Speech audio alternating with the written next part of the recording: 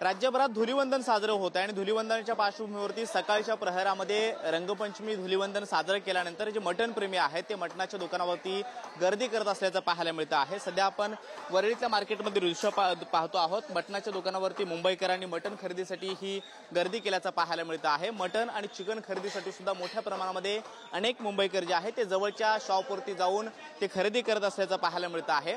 धुलीवंदनाच्या दिवशी वेगवेगळ्या पद्धतीने आपापले लोक प्लॅन करत असतात आणि मटण हे सुद्धा त्यामधून सुटलेलं नसतं। मटणाच्या खरेदीसाठी आज हे सकाळपासून अनेक शॉपवरती ही गर्दी जी आहे ती होताना पाहायला मिळत आहे। पाठीमागच्या बाजूला आपण पाहतो की अनेक चिकनची दुकानं आहेत, चिकन शॉप्स आहेत आणि तिथे सुद्धा ही गर्दी जी आहे ती प्रत्येक ठिकाणी पाहायला मिळते आहे।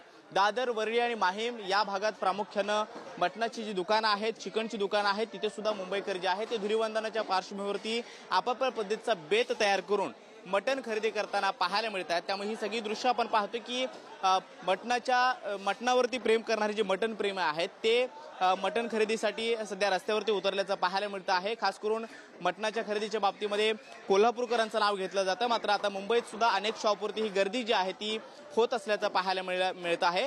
धुलीवंदनाच्या पार्श्वभूमीवरती लोकांनी सकाळपासून आपलं धुलीवंदन साजरं केल्यानंतर त्यानंतर जेवणाचा बेत म्हणून मटणाचं जो काही बेत आहे किंवा मटण खरेदीसाठी अनेक शॉपवरती ही गर्दी जी आहे ती प्रामुख्याने होताना पाहायला मिळते आहे। व्हिडिओ जर्नलिस्ट मनीष सोबत कृष्णा सोनावडकर, TV9 मराठी, मुंबई।